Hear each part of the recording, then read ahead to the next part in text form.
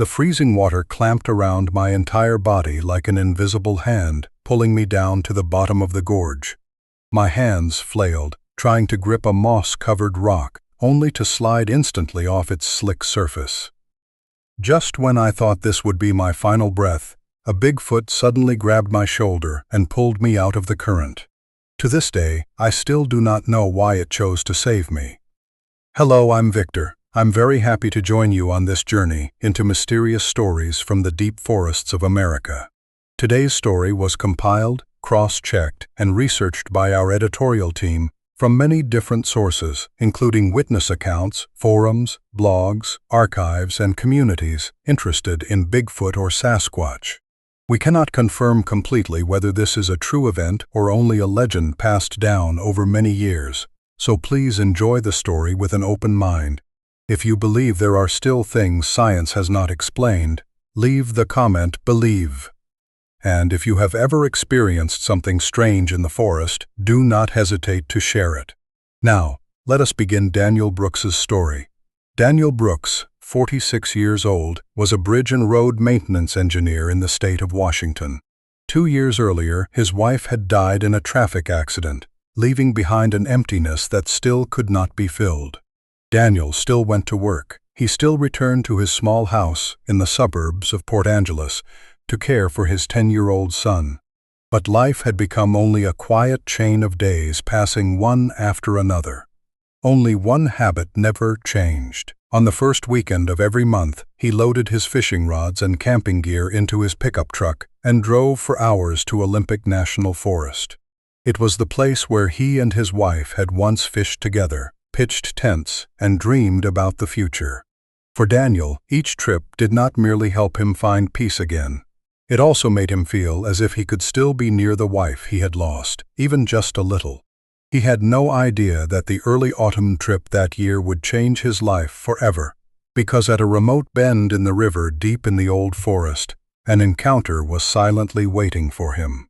That early autumn morning began like so many of Daniel's previous trips. He left Port Angeles early, stopped to buy bait and coffee, then drove into Olympic National Forest. The familiar road led him to his favorite stretch of river, where he inflated his small raft and slowly paddled through the clear water. The peaceful scene of ancient fir trees, the still surface of the river, and a few salmon splashing in the water quickly helped Daniel relax. He dropped anchor at the familiar gravel bank and patiently fished throughout the morning. Near noon, the atmosphere began to change. The birds suddenly burst out of the treetops all at once, and 3 deer on the opposite bank abruptly ran into the forest as if avoiding some invisible danger. Daniel guessed that perhaps a bear or mountain lion had appeared somewhere nearby, so he decided to paddle upstream and look for another spot. When he pulled the raft onto a small rocky bank, he unexpectedly discovered a giant footprint in the wet mud. It looked like a human foot, but it was unusually large, with 5 clear toes pressed deep into the soft ground. Daniel crouched to examine it and realized the print was nearly twice the size of his hand. He wanted to take a picture, but his phone had lost signal, so he tried to reassure himself that it was probably only a distorted impression. Even so, uneasiness silently followed him as he continued along the riverbank. A few minutes later, from deep in the forest, a low, drawn-out sound echoed out, unlike any animal Daniel had ever heard in his many years working outdoors. He stood still and listened until the sound dissolved completely into silence, then continued walking. Though he could not shake the feeling that somewhere behind the old trees, something was quietly watching him. Ahead, the river curved around a cliff and opened into a wide, dark blue pool where Daniel had caught large salmon many times before. Seeing that the opposite bank looked more convenient, he decided to carry his rod and backpack across the exposed rocks in the current instead of paddling the raft the long way around. The water only rose to his knees, and, with his many years of experience working in the mountains and forests, Daniel was completely confident this would be an ordinary stream crossing. The first steps went smoothly. Daniel carefully placed his feet on each rock, using the fishing rod for balance as he crossed the water. He was only a few feet from the opposite bank when he stepped onto a stone covered by a thin layer of moss that sunlight made appear much drier than it really was. The moment his weight shifted onto it, his foot slipped away from its grip. Daniel staggered and fell hard forward. His temple struck the edge of a rock jutting above the water. The sharp pain made his vision sway before the freezing current swept him away from the place where he had been standing. Daniel tried to brace his hands and stand up, but the stones were too slippery, and the current was much stronger than it had looked from the bank. His water-soaked backpack quickly became a burden, pulling him downward, while his rubber boots made every kick more difficult. In moments, Daniel was swept into a narrow rock channel, where the currents sped up and spun violently between two sheer stone walls. He grabbed a branch lodged in the current, but it snapped apart instantly, leaving his body to continue being carried away. Water poured into his mouth and nose again and again. Each time he surfaced, he barely managed one short breath before being forced under again. Daniel tried to remove his backpack, but the straps were tangled tightly in his jacket. His cold, stiffened fingers gradually lost feeling, and an impact against a submerged rock sent numb pain through his left arm. He began to feel his strength leaving his body faster than he had imagined. Amid the violent waves, memories of his wife appeared one after another, then quickly gave way to the face of his son waiting for him to come home. The thought that the child might lose both his mother and father terrified Daniel more than death itself. He gathered the last of his strength and grabbed a rock protruding from the current, but the slick moss immediately dragged his fingers off the edge. The current spun hard once more, pulling him into deep water against the rock wall. His breathing became heavy, his vision blurred, and his body began to give up. Just as Daniel thought he had no chance of surviving, a huge shape launched itself from the riverbank straight into the violent water. Before consciousness completely left him, he only felt a dark brown, fur-covered hand clamp tightly onto the shoulder of his jacket. The enormous hand gripped Daniel's shoulder and held him against the twisting current. Its owner stood firmly in the middle of the river, as if the water were only brushing past its legs. The tall body, covered in dark brown fur, quickly pulled Daniel out of the whirlpool and carried him step by step to the gravel bank. Each step was sure, as if the creature knew every stone beneath the surface by heart. After laying Daniel on his side on the gravel, it stepped back to observe him, then came forward and gently turned his body into a position that allowed him to breathe more easily. One hand held his shoulder, while the other pressed evenly against his back. After only a few attempts, Daniel coughed violently and water rushed from his lungs. The creature immediately stopped when it noticed his breathing had steadied. It bent down and looked at Daniel for a long time with focused amber eyes, then carefully removed the backpack tangled on his back and pulled his twisted jacket into place to help keep him warm.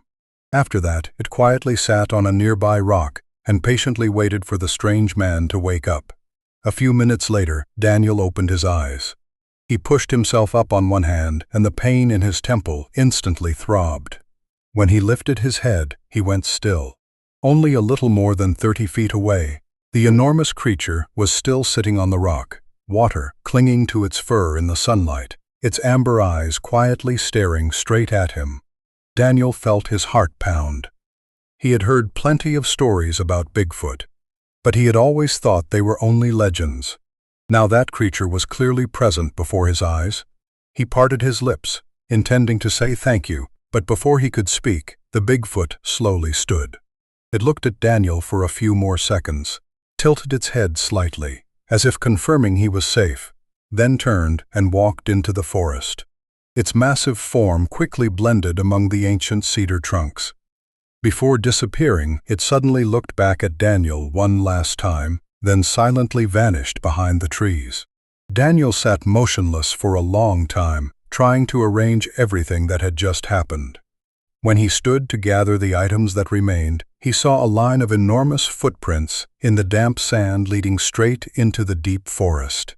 He stared at those prints in silence. For the first time in his life, Daniel understood that the most unbelievable thing was not that Bigfoot truly existed. It was that the creature had saved a complete stranger, then quietly disappeared, leaving behind nothing but footprints on the sand. Throughout the drive back to Port Angeles, Daniel drove almost entirely in silence. The image of the creature's amber eyes by the river kept appearing in his mind. Many times Daniel wondered whether the blow to his head had caused him to hallucinate, but the pain in his temple, the missing fishing rod, and the enormous footprints on the sand all reminded him that everything had truly happened. When he arrived home, his son immediately noticed the scratches on his arms. Daniel only smiled and said he had slipped while crossing the river and had narrowly escaped danger. He did not say anything more, because even he did not yet know how to explain the story. That night, Daniel barely slept. What haunted him was not Bigfoot's size or appearance, but the way the creature had patiently stayed until it was certain he was safe. It had not only pulled him from the water. It had removed the heavy backpack, helped him breathe again, and watched quietly before leaving. That calmness and care were completely opposite to the frightening stories he had heard. In the days that followed, Daniel searched for every piece of information he could find about Bigfoot in the Olympic region. He found many accounts of mysterious shapes and calls echoing through the forest, but not one story mentioned Bigfoot actively saving a human life. The more he read, the more he felt he carried a debt he could not ignore. 2 weeks later, Daniel prepared a cold-weather blanket, some dried salmon, dried fruit, and a jar of honey, then returned to Olympic National Forest. He did not know whether he would ever see the creature again, but he still wanted to leave a thank you in the most sincere way he could. The morning Daniel returned to Olympic National Forest felt very different. In the past, he had come here to find memories of his lost wife. This time, he carried the fragile hope of seeing the creature that had saved his life again. In his backpack were a cold-weather blanket, some dried fruit, a jar of local honey, and several pieces of dried salmon, simple gifts he thought might be useful in the deep forest. When he reached the gravel bank beside the river, Daniel carefully placed everything on a flat stone, then stepped back and watched. He did not call out or try to search for Bigfoot. If that creature was truly intelligent enough to save a human being, Daniel believed it would also decide for itself when to appear. After nearly an hour of fishing in silence with nothing happening, Daniel packed up and returned home with a calm heart. But the next morning, an instinct urged him to return to the gravel bank once more. From a distance, Daniel could already tell something about the stone had changed. The blanket, the honey jar, and the food bag were gone. When he came closer, he saw everything had been taken neatly, with no signs of tearing or biting the way wild animals would have left. Most striking of all, the bag of fruit had been opened correctly at the tied string, as if someone had intentionally untied it. Daniel was still stunned when he saw on a small piece of wood lying near the edge of the stone. The outer bark had been stripped away, and on the wood were simple carvings showing a person standing beside a river and a tall creature reaching out toward him. Daniel stood still when he understood the meaning of the object in his hand. This was no longer the instinctive act of an animal. It felt like a response. Bigfoot had accepted the gift, remembered the encounter by the river, and answered in its own way. Daniel smiled, gently touched the rough carved lines, and carefully put the piece of wood into his backpack. Over the following weeks, Daniel nearly restored the rhythm of his ordinary life, but in his thoughts there was now a silent appointment with the forest. At the end of every month, after completing his bridge and road inspection work, he took one day off to return to the familiar stretch of river in Olympic National Forest. Those trips no longer came only from longing for the past, nor were they simply about fishing. Daniel wanted to continue preserving the strange connection that had formed after the first exchange of gifts. He never expected to see the creature up close again, but every time he stepped onto the trail, he felt as if he were visiting a very private friend. Each trip, Daniel brought a few different items, Sometimes it was apples freshly harvested from the local farmer's market. Other times, it was wild honey, dried salmon, a small folding knife, or a waterproof flashlight still in its box. He always placed them on the same stone beside the river, then quietly left, giving the creature full freedom to decide whether to accept them or not. That patience made everything happen very naturally, with neither side forcing the other's presence. About a month later, Daniel received the next gift. On the stone, where he had once left food, appeared 3 smooth pebbles in completely different colors. One was pale gray, one had a greenish shine, and the last had beautiful white veins running along it. What made them interesting was that none of those stones existed in the gravel area by the river. Daniel had studied basic geology for his work, so he knew they had been brought from somewhere else in the forest. Beside the 3 stones was a small circle woven from fresh young willow branches. The branches were skillfully intertwined, strong enough to hold their shape even after several days outside. Daniel held the ring and studied it for a long time, then smiled. He did not try to decode the meaning of the gift. The fact that the creature had taken time to search for those things and bring them there was enough for him to feel the goodwill between them growing. Later encounters slowly became more familiar. Whenever Daniel appeared at the gravel bank, the creature sometimes stood on the other side of the river, sometimes sat on a high rock, and sometimes watched quietly from the forest edge. No words were ever exchanged between them, but the atmosphere was very different from their first meeting.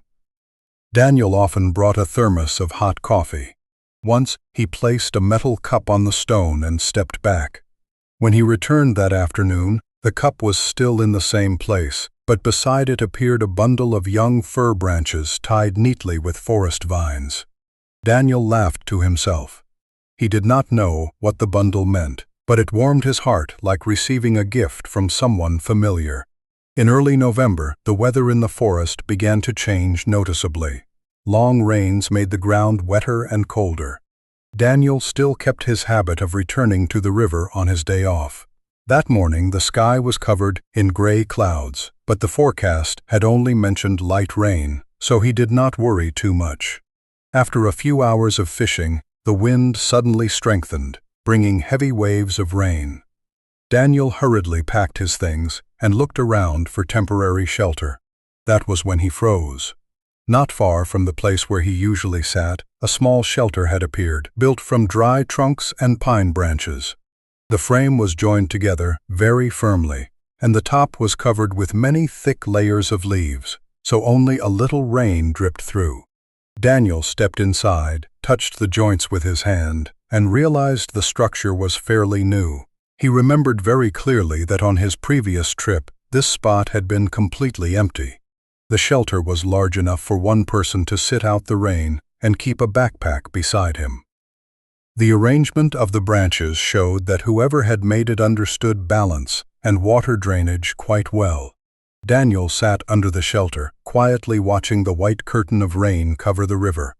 A thought slowly formed in his mind, one he himself found hard to believe. Perhaps the creature had watched him many times sitting in this same place. Realized the rainy season was coming and silently built this shelter before he returned. The thought made Daniel smile. He no longer saw the gifts between them as simple exchanges. They felt like very plain acts of care between 2 beings who belonged to entirely different worlds. When the rain softened, Daniel stepped outside and looked toward the opposite bank. On a high rock, the familiar shape stood quietly among the thin mist of the forest. The distance between them was still far, but Daniel felt that both of them understood trust was growing through every meeting, every small gift, and every simple gesture that needed no explanation. One morning near the end of the month, Daniel decided to bring a gift completely different from the others. A few days earlier, his son had sat at his desk for hours drawing a picture with crayons. In the drawing, a man was being pulled from the water by a tall creature, with high trees behind them and the sun just rising over the mountain. The boy had not witnessed the event himself. Everything had been pieced together from the story Daniel had finally told after months of hesitation. At first, Daniel had thought his son might be frightened or assume his father had imagined everything. Instead, the boy had listened quietly and asked only one simple question: whether that creature still lived in the forest. When Daniel nodded, the boy smiled and said that if someone had saved his father's life, that person deserved a thank you. That drawing changed Daniel's mind. He carefully wrapped it in a waterproof plastic bag and brought it with him on that trip. When he reached the familiar gravel bank, Daniel placed the drawing on the stone they used for exchanging gifts. He also left some dried salmon and a few red apples freshly picked from a friend's garden. After arranging everything neatly, he stepped back, sat down on his familiar folding chair, and began casting his line. Nearly an hour later, when sunlight had fallen across the river, Daniel suddenly sensed a very slight movement from the opposite bank. He looked up and saw the creature standing among the old cedar trunks. The distance was still far enough for both sides to feel safe. Bigfoot directed its gaze toward the stone where the drawing lay, then slowly walked closer. Daniel stayed in place, trying to keep all his movements natural. He did not want the creature to think he was trying to approach or apply pressure. Bigfoot bent down and picked up the drawing with both large hands, but with great care. It studied the picture for a long time, turning the paper at different angles before looking toward Daniel. The amber eyes rested on his face for a few seconds before returning to the drawing. Daniel noticed something very special. The creature was not just looking at the image. It seemed to be trying to understand the meaning of the colors on the page. Daniel gently placed a hand on his own chest and smiled. It was the only gesture he could think of to express gratitude without changing the distance between them. Bigfoot stood still for a while longer, then carefully rolled up the drawing, held it beneath one arm, and silently turned back into the forest. Daniel did not receive any gift to bring home that day, but he still left with a light heart. He felt that the drawing would hold special meaning for the mysterious creature. Winter gradually retreated, giving way to the first days of spring, with softer sunlight and fresh green patches beginning to cover the hillsides in Olympic National Forest. After nearly half a year of regular trips, Daniel no longer felt like a stranger whenever he stepped down the trail leading to the gravel bank by the river. He kept the habit of bringing small gifts, spending a few hours fishing, and sitting quietly to watch the flowing water. The relationship between him and the mysterious creature still moved at a slow rhythm, enough for both to feel comfortable without breaking the distance that had become part of their trust. Daniel understood that if he wanted that trust to keep growing, he always had to be patient and respect the rhythm of the forest and of the creature that had saved his life. On a late March trip, Daniel brought an object he had kept in his wallet for 2 years. It was a family photo taken during the final summer vacation before the accident. In the photo, his wife stood smiling between him and their son, with Lake Crescent behind them, its blue water reflecting distant mountains. The corner of the photo had worn slightly from being carried for so long, but Daniel had always protected it carefully, as one of the most precious pieces of memory he had left. That morning, after placing several apples and a jar of honey on the familiar stone, he took out the photo, sat down on the gravel, and looked at it quietly for a long time. Perhaps he no longer wanted to hide that pain. Or perhaps he felt that the creature on the opposite bank had become the only being outside his family who had truly witnessed the moment his life had been given back to him. Near noon, Daniel saw the familiar figure appear across the river. Bigfoot stepped out from the forest edge with a slow gait, then stopped on the rock where it often watched him. Its amber eyes turned toward Daniel as if waiting. After several minutes, Daniel slowly stood. He did not go too close, only stepped a little nearer to the water's edge. From his jacket pocket, he took out the family photo and raised it with both hands so the creature could see it clearly. Bigfoot watched closely. After a long silence, it slowly stepped down onto the stones along the river, closing the distance between them more than ever before. The water still separated them, But for the first time, Daniel could clearly see every line of the creature's face beneath the noon sun. Daniel pointed to himself in the photo, then pointed to the woman smiling beside him. A very faint smile crossed his face and quickly disappeared. He placed a hand on his chest, closed his eyes for a few seconds, then shook his head very slowly. Then he looked up at the sky, opened his hand toward the empty space above, and let it fall. It was the simplest way he could think of to show that the woman in the photo had left his life. He did not know whether the creature understood.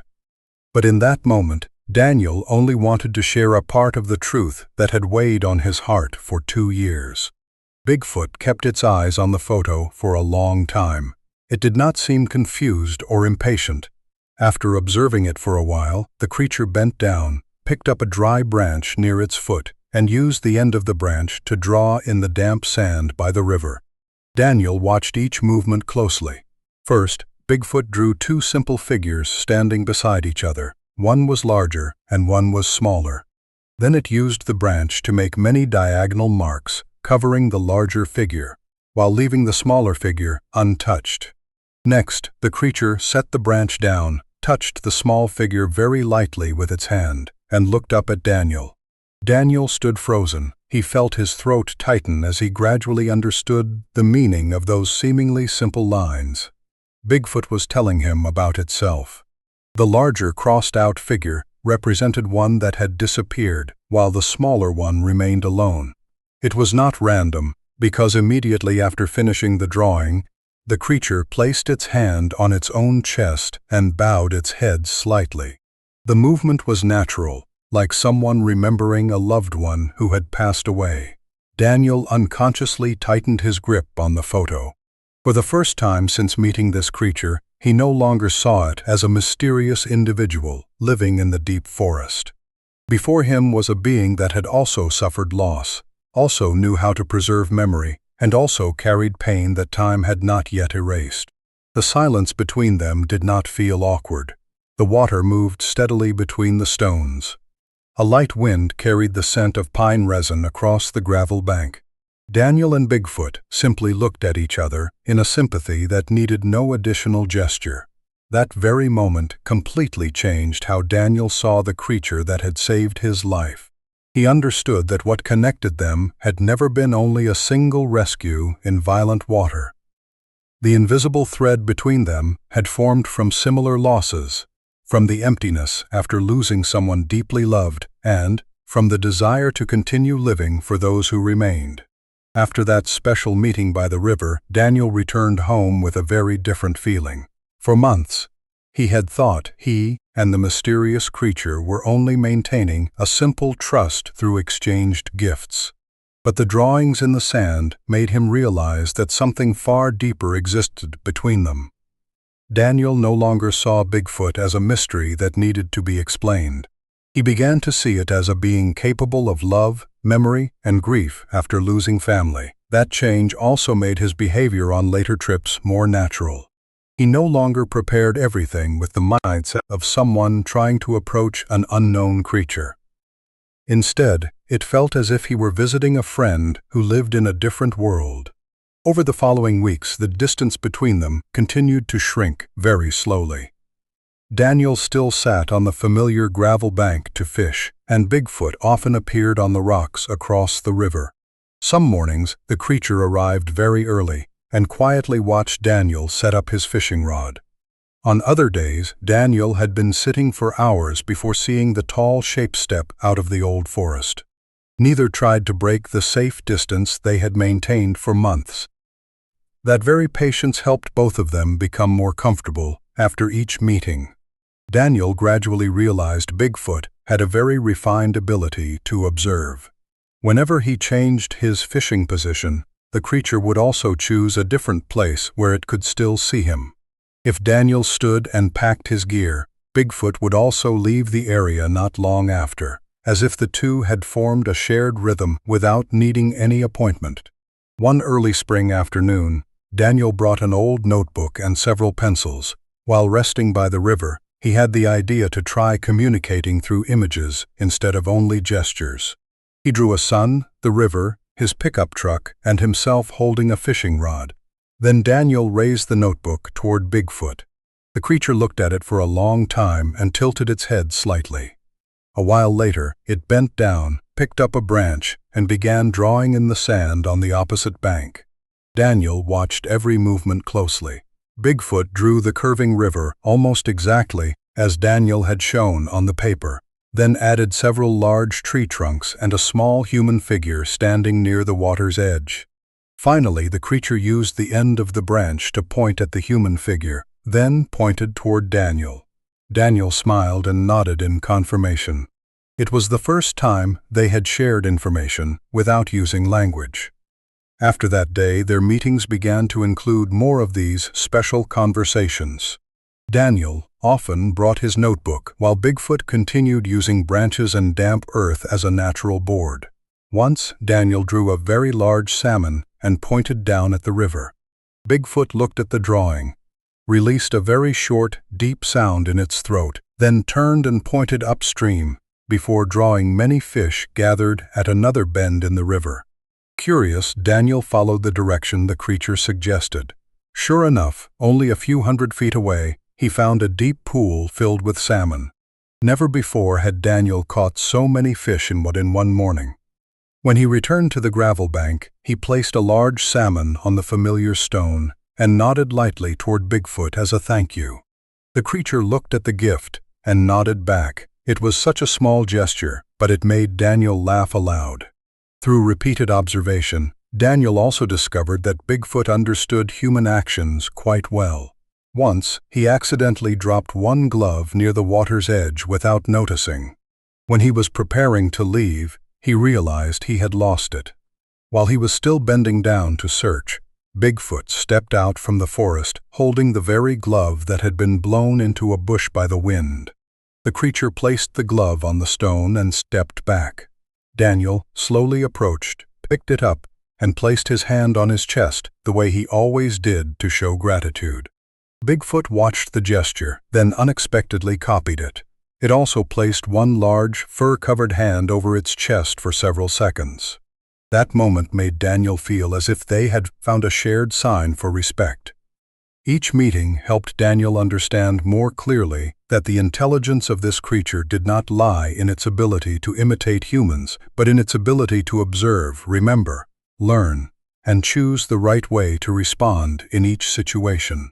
That made the boundaries that had once existed between the two species gradually blur. Daniel no longer felt as if he were facing a legend from the deep forest. Before him was a special friend who quietly appeared on the other side of the river, sharing peaceful mornings, simple gifts, and conversations that needed no words. It was during that beautiful period that Daniel had no idea the forest was silently changing, and that their peaceful days would soon face a completely new challenge. In early summer, the Olympic forest entered the most radiant period of the year. The fir canopy covered the mountainsides in deep green. The river grew clearer after many weeks with little rain, and bald eagles often appeared in the sky, searching for salmon. Daniel still maintained his regular trips, just as he had for months. To him, the time by the river had become an important part of life. It helped him recover peace after loss and nurtured the strange friendship with the creature that had once saved his life. However, from the first trip of the summer, Daniel felt something different. The forest was still as beautiful as always, but the familiar quiet seemed to have been replaced by a tension difficult to describe. The flocks of birds that usually crossed the gravel bank appeared less often, while several groups of deer repeatedly shifted their movement toward deeper parts of the forest. Daniel was used to observing nature, so he quickly realized those changes were not random. When he reached the gravel bank, he saw Bigfoot standing in its usual place across the river. But instead of the calm posture it usually held, the creature kept scanning the forest in different directions. From time to time, it tilted its head to listen to tiny sounds Daniel could not detect at all. After a few minutes, Bigfoot bent down and quickly drew in the sand with a branch. This time, the drawing was no longer a simple image of the river or fish. It showed 3 human figures holding long objects in their hands, with a 4-wheeled vehicle behind them and a road leading into the forest. Bigfoot used the end of the branch to make dark, heavy lines around those human figures, then looked straight at Daniel. Daniel bent down to study the drawing and felt his heart grow heavy. Though the lines were simple, he understood the creature was trying to warn him about the presence of humans. In recent days at work, Daniel had heard a coworker mention a group that had been appearing around the national forest. They called themselves outdoor exploration enthusiasts, but several local rangers suspected they were hunting rare animals to sell or filming them for profit. Daniel had not paid much attention because the Olympic region was vast, and groups like that often changed locations. But Bigfoot's drawing made him remember the story. He took out his notebook, quickly sketched a pickup truck, then added a question mark. Bigfoot looked at the drawing and immediately nodded.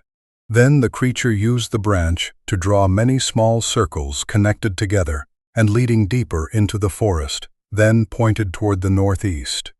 Daniel understood that the strangers had not simply passed through the area. They had gone deeper into the place where Bigfoot lived. While both of them were still looking at the drawings in the sand, a dry, decisive sound suddenly echoed from far away, like a large branch being chopped. Daniel immediately lifted his head. A few seconds later, another sound came from the same direction. He recognized that it was not the natural sound of a tree breaking in the wind. The steady rhythm sounded very much like an axe or a metal tool striking wood. Bigfoot also turned toward the sound. Its entire body became more tense, though it did not panic. After a moment, Bigfoot raised one hand to signal Daniel to stay where he was, then silently stepped back between the trees. Before disappearing completely, it looked back at Daniel one more time, as if reminding him not to go deeper. Daniel stood alone by the riverbank, listening to the forest slowly changing. About half an hour later, he decided to pack his things and return instead of staying. Along the way, he kept paying close attention to signs along the trail. About a mile from the gravel bank, Daniel found fresh ATV tracks pressed into the soft ground after the previous night's rain. The tire marks did not resemble the vehicles used by rangers because they were larger and had tread designed specifically for forest roads. Nearby were boot prints from at least 3 adults. Daniel crouched and studied them for a long time, then noticed several cigarette butts and food wrappers left beside the road. People familiar with life in nature rarely left trash so carelessly. That made him even more certain this was a group that did not truly respect the forest. That afternoon, Daniel stopped at the ranger station near town to ask about the situation. A staff member he had known for years confirmed that there had recently been several reports of strange vehicles appearing around less traveled roads. Though no specific violations had been recorded yet, the rangers were increasing patrols out of concern about poaching or entry into sensitive conservation zones. Daniel left the station with a heavy heart. He did not talk about Bigfoot or mention the drawings in the sand because he knew it would be very hard for others to believe the story. But from that moment on, he understood that this danger was no longer a violent current or an unexpected accident in the forest. For the first time since the day he had been saved, Daniel felt the peace between him and his special friend was at risk of being broken by human beings entering the forest with purposes he could not yet fully guess. After the short conversation with the ranger, Daniel drove home. But throughout the trip, he could hardly focus on anything except the drawings Bigfoot had left in the sand. For months, he had thought the relationship between him and the creature was only a chance connection that began with a rescue by the river. But now, Daniel understood that if the strangers truly pushed deeper into the forest, Bigfoot would no longer be a mysterious being standing outside his life. It would be a friend in danger of losing the only safe refuge it had preserved for years. That thought led Daniel to make a decision he had never imagined before. He would help protect that area in a way that revealed nothing about Bigfoot's existence. In the days that followed, outside his usual work, Daniel spent almost all his free time studying topographic maps of the area around the river. His years of bridge and road survey experience helped him understand old trails, abandoned logging routes, and places where ATVs could reach. He marked every vulnerable access point and noted the times he had seen tire tracks or human footprints. Daniel did not turn those notes into an official report, because any large-scale investigation would mean many people entering deeper into the forest.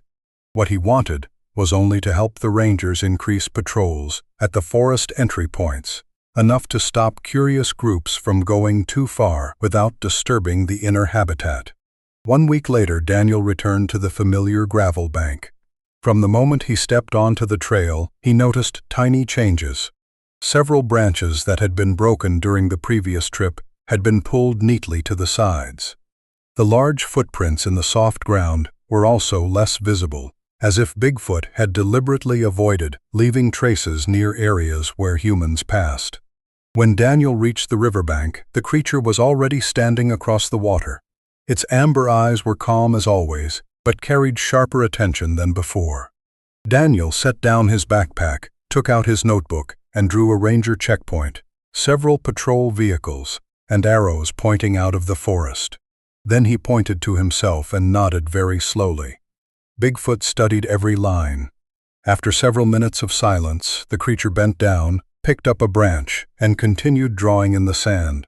It sketched a large circle representing the forest, then used several curved lines to connect different areas inside it. Then Bigfoot placed the branch tip on one corner of the circle, where Daniel understood the gravel bank to be, and slowly pulled a long line around to another direction before ending in the northern mountains. Daniel quickly understood what his special friend wanted to communicate. This forest was not only the home of one creature. Inside it were many secret travel routes humans could hardly recognize. As long as those paths remained safe, the creature would always have a way to avoid places where strangers appeared. Right after that, Bigfoot unexpectedly did something that completely surprised Daniel. The creature slowly stepped down to the water's edge, coming closer than it ever had before. Now only a few yards separated them, with ankle-deep water flowing between them. Daniel stood still, keeping both hands naturally lowered to avoid creating tension. Bigfoot looked directly at him for a long time, then slowly lifted its large fur-covered hand to its chest, the same gesture Daniel had always used to express gratitude. Then it slowly extended that hand toward Daniel. No further explanation was needed. Daniel understood the meaning of the gesture. He placed his own hand on his chest and smiled in return. In that brief moment, the two stood facing each other in the quiet forest with none of the guarded distance of their early meetings. It was not a handshake in the ordinary human way, but it was a silent promise that they would protect the trust they had built over many months. Just then, a strong wind blew along the river, carrying a faint sound from downstream. Daniel immediately turned his head.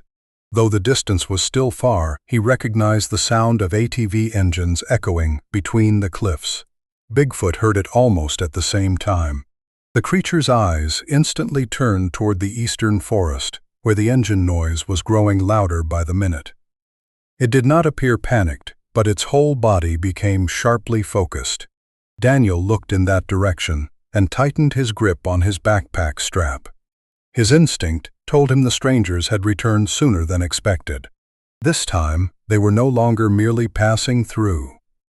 They were heading straight toward the center of the forest, where the special bond between a human and a mysterious creature had quietly grown for months.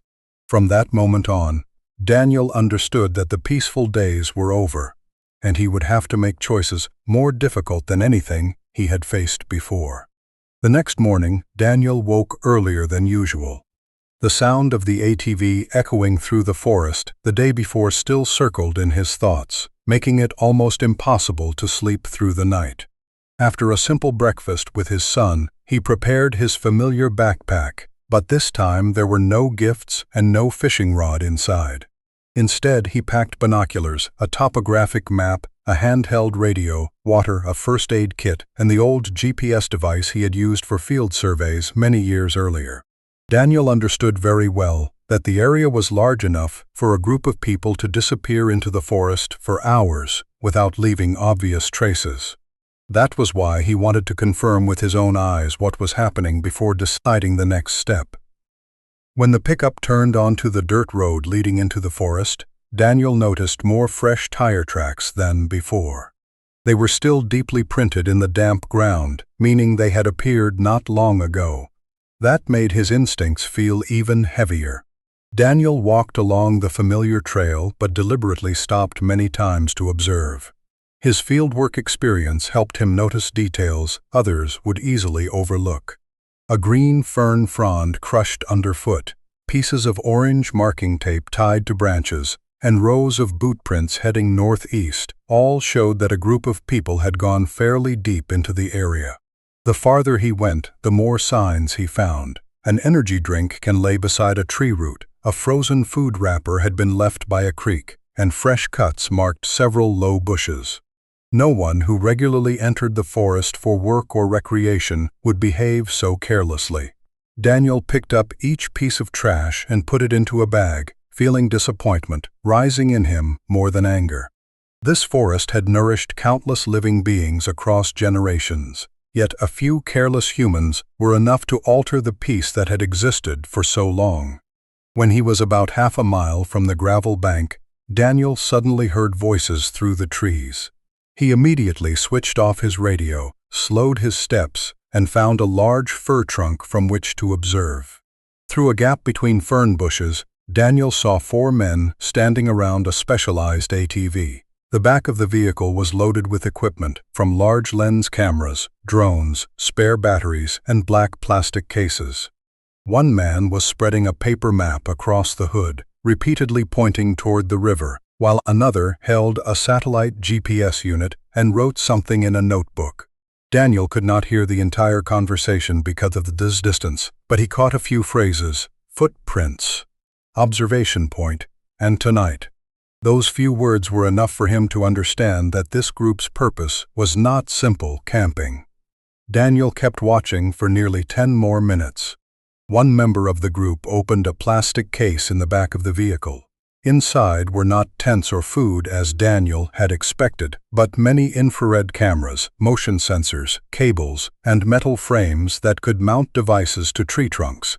They were clearly preparing a large-scale tracking system. Daniel immediately remembered Bigfoot's warning drawings. The creature had known these people were appearing and had even understood that they were drawing closer each day. What worried Daniel most was not that the group wanted to film Bigfoot. Once dozens of cameras and sensors were installed across the area, every secret path Bigfoot used would gradually shrink. The forest that had once been a safe refuge could become a giant trap created by human beings. Just then, one of the men suddenly pointed toward the river and spoke loudly. All 4 quickly packed up the map, took equipment, and began walking in the exact direction of the gravel bank where Daniel and Bigfoot often met. That moment made his heart beat harder. If they reached that place today, the chance of encountering Bigfoot would be higher than ever. Daniel knew the creature was intelligent enough to avoid humans, but he also understood that the trust built over many months might cause Bigfoot to keep the habit of appearing near the gravel bank on the days Daniel returned. That thought made him unable to stay still and watch.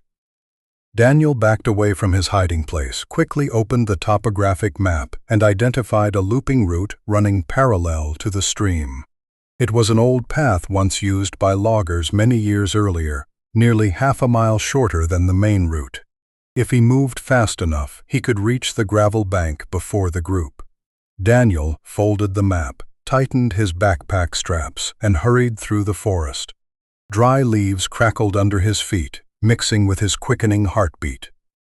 In his mind, only one thought remained. He had to warn Bigfoot before those people reached the peaceful meeting place that, for nearly a year, had belonged to 2 friends from completely different worlds. Daniel nearly ran the entire way along the dry creek bed. Years of working in rough terrain helped him maintain a steady pace, despite the roots and slippery stones covering the ground. His breathing grew heavier after each slope, but he continued forward. In his mind, the image of the group carrying tracking equipment toward the gravel bank kept repeating. What worried him most was not the possibility that they might see Bigfoot for a few seconds, but that they would identify a place where the creature often appeared. Once that location was recorded, later returns would certainly become more frequent and involve more people.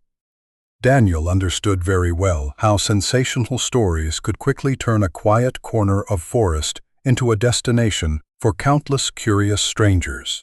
After nearly 20 minutes moving through the woods, Daniel finally saw the familiar water reflecting between cedar trunks. He hurried down to the gravel bank and immediately scanned the opposite side. The forest was quiet as usual, with only the sound of water moving between stones. Daniel stood still for a few seconds and looked across the rocks where Bigfoot usually appeared.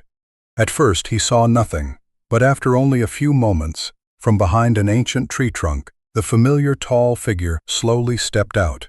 Bigfoot looked straight toward Daniel. Immediately, the creature recognized the unusual tension on his friend's face.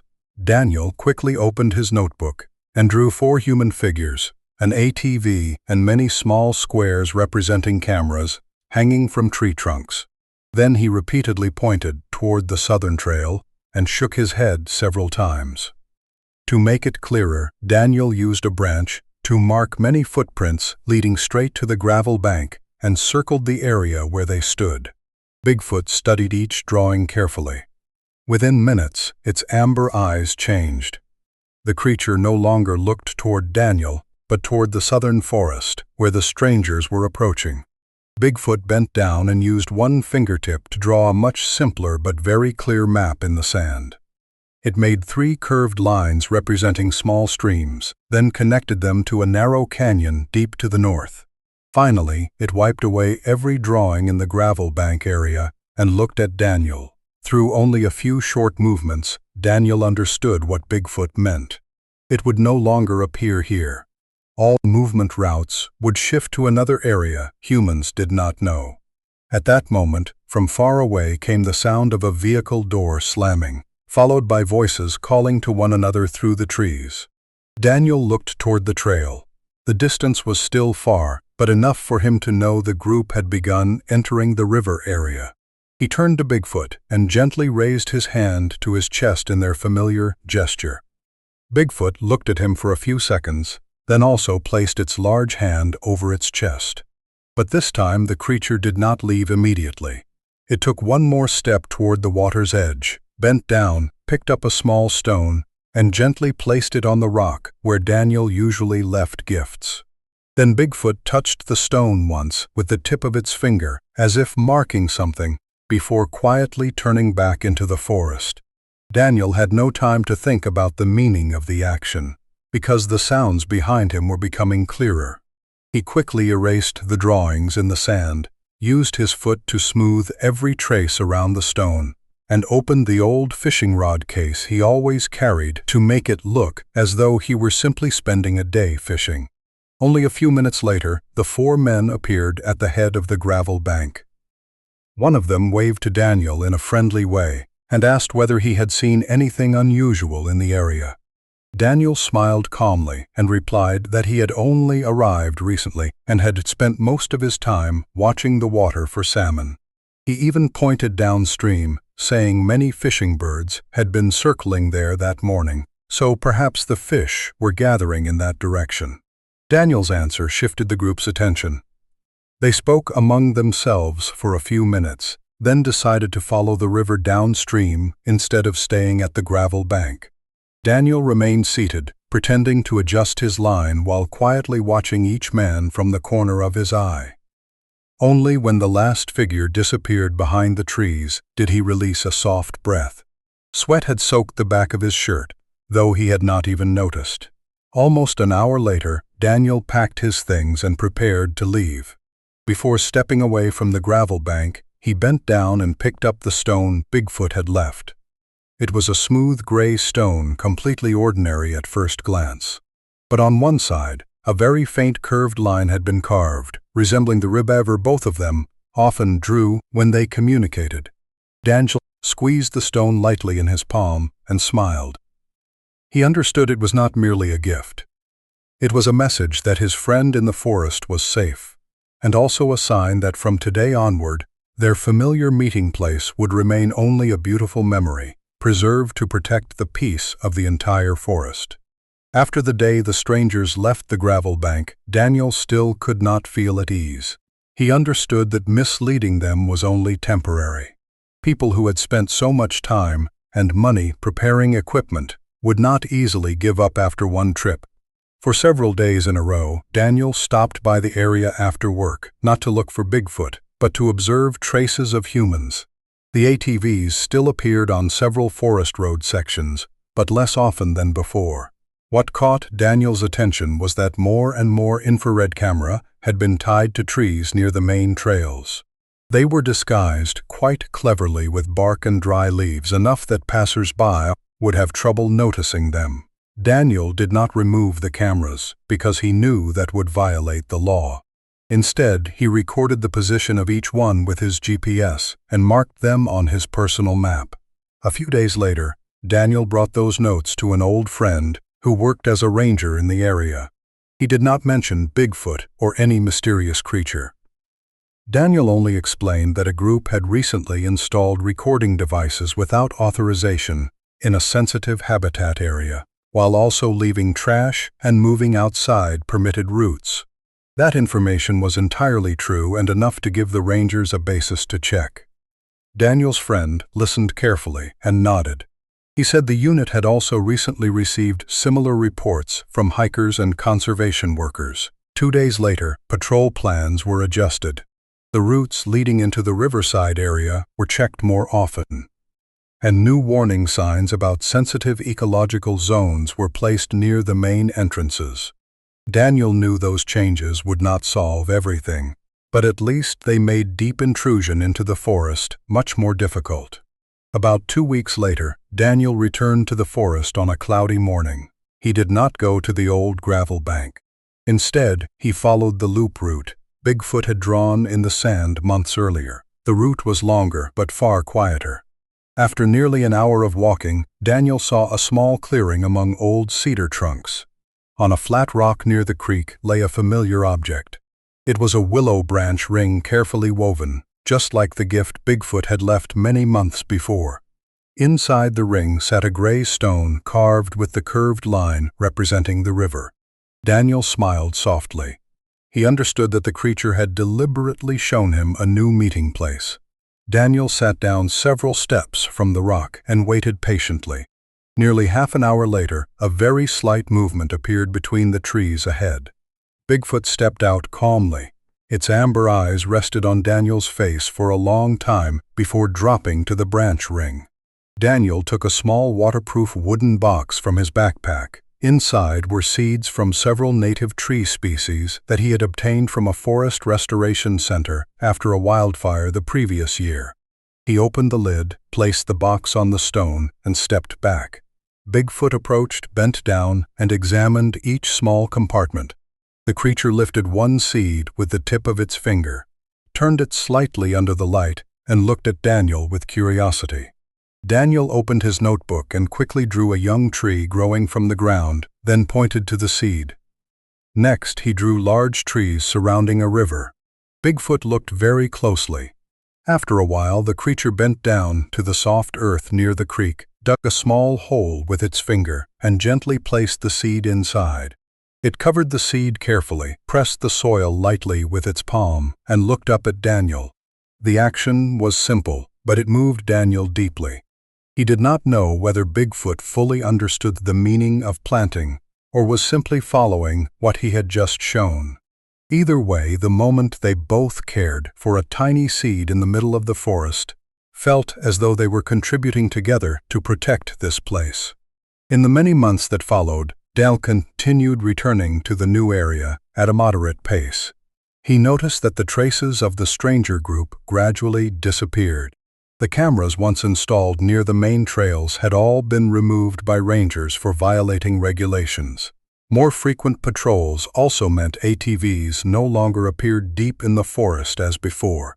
One late summer morning, when Daniel visited the old gravel bank, he saw wild grass had nearly covered the patch of ground where he and Bigfoot had once talked through drawings. The footprints, the stones, and even the memories of that time seemed to have been gently stored away by nature. Daniel stood for a long time beside the water, then smiled softly. He understood that the most precious thing was not that he had helped Bigfoot avoid the people hunting for signs. It was that both of them had chosen to protect the forest's peace, rather than turn it into a shocking story. That decision preserved their special friendship in the most beautiful way, so that deep in the old Olympic forest, there would always remain a small corner where gratitude, trust, and kindness quietly grew, like a seed planted beneath the green canopy. Autumn returned to the Olympic Peninsula almost 1 year after the day Daniel had been pulled from the rushing water. The maple leaves began turning pale yellow, the wind carried the scent of dry leaves across the mountainsides, and the river flowed quietly as if it had never witnessed anything extraordinary. Daniel's life also gradually returned to a normal rhythm. During the day, he continued working. In the evening, he returned to his small house to cook with his son, repair the fence, or tend the backyard garden. The pain of his wife's death was still there, but it was no longer a burden that made him lose direction. What had changed was not his situation, but the way he looked at life. Whenever his heart felt heavy, Daniel remembered the amber eyes that had patiently watched him beside the river and the large hand that had pulled him back from the line between life and death. He still visited the forest several times each month, but he never tried to search for Bigfoot by force. Daniel understood that their friendship could exist only when both were free to choose when to meet. On some trips, he simply placed apples, berries, or a jar of honey on the stone in the new area, then sat quietly by the creek reading a book. After several hours, he packed up and returned without seeing any shape at all. On other mornings, when Daniels was sitting by the water, a new branch ring would appear on the stone like a silent greeting from his friend in the forest. No one came closer. No one tried to change the boundaries that had been built through respect. That very distance made their friendship endure through time. One late October afternoon, Daniel and his son walked along a trail near the edge of the forest. The boy was much older now than on the day his mother died, and natural smiles had slowly returned to his face. Father and son stopped beside an area that had been replanted after an old fire. Among the newly rooted saplings, Daniel suddenly noticed a small tree already nearly knee-high. He bent down to examine it and realized it was the same species grown from the seeds he had brought to the forest months earlier. Its leaves were fresh green, its stem straight and strong, standing out among the low grass around it. Daniel lightly placed his hand on the young trunk and smiled. His son curiously asked why he looked so happy. Daniel only answered that every large tree had once begun as a very small seed, and that with enough time, good things could quietly grow the same way. As the sun slowly disappeared behind the mountains, Daniel stood and prepared to return. Just then, from far across the creek came the soft movement of leaves. He looked toward the forest on the other side. Between the tall cedars, a familiar shape stood silently in the last light of the day. Bigfoot held the same calm posture it had when Daniel first saw it, but its eyes no longer carried the same distance as before. The creature slowly placed one hand on its chest and bowed its head. Daniel smiled and answered with the same gesture. His son was busy watching falling leaves and did not notice the brief moment across the creek. A few seconds later, Bigfoot turned and walked deep into the old forest. The last sunlight covered the creature's tall back, then quickly dissolved into the dark green of the ancient trees. Daniel did not call after it and did not move closer. He simply stood still, looking at that part of the forest for a long time before taking his son's hand and walking back toward the small road leading to the parking area. In Daniel's heart, there was no regret that the meeting had ended so quickly. He knew some friendships do not need to appear often to prove their bond. Simply knowing the other still lives peacefully somewhere in the vast forest is enough to become the most precious gift life can give after years that once seemed filled only with loss and loneliness. 3 years passed from the day Daniel was first swept from his small raft on the river in Olympic National Forest. That was long enough for many memories to fade, but also long enough for him to understand that some encounters change the rest of a person's life. Daniel's life was now far more peaceful. His son had entered middle school and become a calm boy who loved nature like his father. The two of them still spent many weekends hiking, fishing, or volunteering to plant trees with local conservation groups. Every time they returned to the forest, Daniel felt a closeness difficult to describe, as if that place had become his second home. What made him happiest was that his son was no longer trapped in grief after his mother's death. The boy began laughing no more, caring about small things around him, and showing special respect for every living being in the forest. During those 3 years, Daniel never told anyone about Bigfoot. Not because he feared being mocked or doubted, but because he understood that the story did not belong to the crowd. Once the secret spread, many people would come to the forest for many different reasons. Some would be curious. Some would want to prove something. Others would be willing to trade the peace of nature for fame or money. Daniel did not want any of that to happen. So whenever someone asked why he was so attached to Olympic Forest, he only smiled and answered that the place had once saved his life. That answer was entirely true, though the most important part of the truth stayed locked in his heart. Every spring, Daniel brought a bag of native seeds to the area near the creek, where he and Bigfoot had once planted the first seed together. He no longer searched for signs of his special friend the way he had before. Instead, he spent time caring for the young trees that had grown year after year. Some were already taller than a person, their green canopies covering the patch of ground that had once held only stones and weeds. Daniel often stood for a long time beneath those trees and smiled without realizing it. To other people, it was only an ordinary corner of forest. To him, each trunk preserved a memory of trust, gratitude, and a friendship that had crossed every difference between two species. One early summer morning, Daniel decided to take his son to that very area. Father and son carried a small hoe, water, and several new saplings donated by the conservation center. Together, they dug holes, placed the saplings into the soil, and carefully filled soft earth around the roots. While resting, his son looked at the growing rows of trees and asked why his father always chose this exact place to plant more trees each year. Daniel remained silent for quite a while before answering that some places give human beings more than we can imagine. When we have received a great gift from nature, the right thing to do is to find a way to give something back so that place can continue to be protected. The boy nodded softly. Perhaps he did not yet understand the full meaning of those words, but the thoughtful look in his eyes showed that a seed of respect for nature was also quietly sprouting inside him. When father and son were preparing to gather their tools, Daniel happened to notice something very familiar on a rock near the creek. It was a willow branch ring, woven carefully just like the gifts he had received years earlier. Inside the ring lay 3 fresh wild berries and a white eagle feather placed neatly in the center. Daniel froze for a few seconds. He looked around the forest, but saw only trees standing quietly in the sunlight. No unusual sound came, and no visible footprints marked the ground. Yet Daniel knew very clearly that his old friend was still somewhere nearby. Perhaps Bigfoot had watched the two of them for a long time, waited until the tree planting was finished, then silently left the gift and quietly disappeared, as it had always done. Daniel lifted the eagle feather very gently and placed a hand on his chest.